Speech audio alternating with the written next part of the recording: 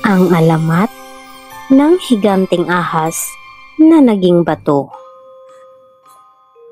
Noong unang panahon, sa paanan ng isang masukal na bundok, may isang maliit na baryo na tinatawag na Baryo Lasang.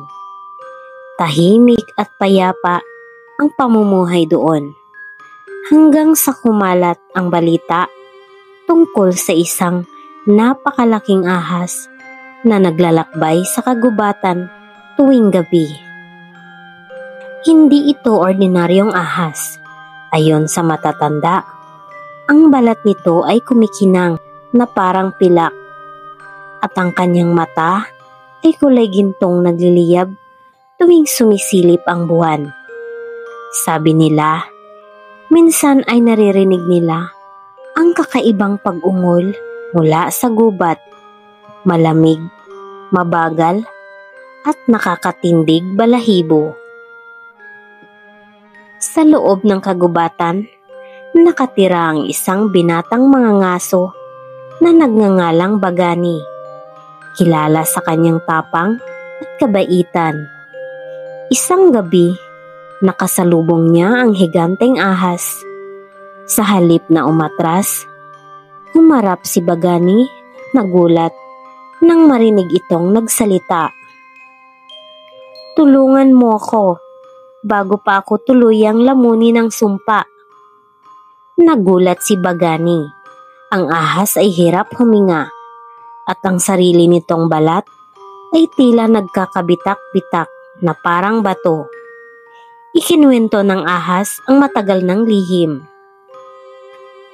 Noon daw ay isa siyang bantay ng kagubatan, isang diwata na nagngangalang Silab. Ngunit dahil sa isang pagkakamaling nagawa niya, sinubukan niyang kontrolin ang mga nilalang ng kagubatan sa pamamagitan ng kanyang kapangyarihan. Dahil doon, siya ay isinumpa ng puno at lamang kalikasan. "Mula sa anyong diwata, ginawa akong ahas, at kapag hindi ko naitama ang aking pagkakamali, tuluyan akong magiging bato," wika ng nilalang.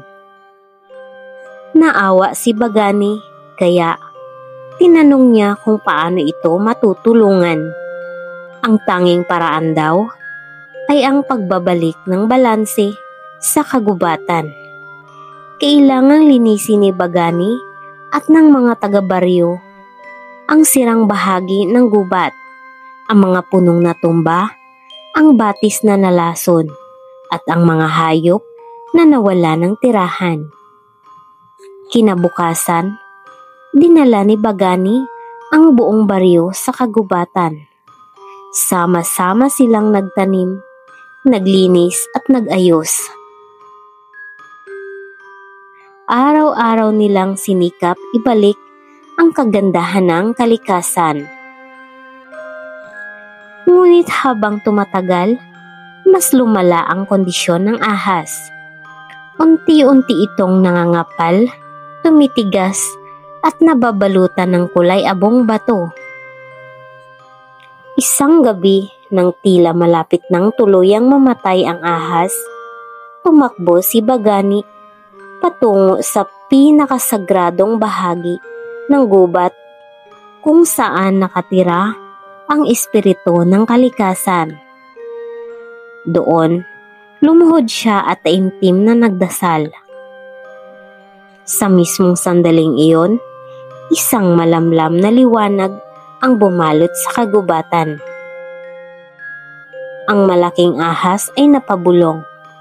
"Salamat, ibinalik niyo ang balanse." At sa kanyang huling hininga, tuluyan itong naging isang higanteng batong ahas. Nakapulupot sa lupa, parang nagbabantay pa rin sa kagubatan. Mula noon, nanatiling payapa ang Baryong Lasang. Walang masamang espiritu, walang ligaw na hayop na nananakit. Kapag inabuso ang kalikasan, may kapalit. Ngunit kapag inalagaan ito, ng taos-puso. Nagbibigay ito ng proteksyon at biyaya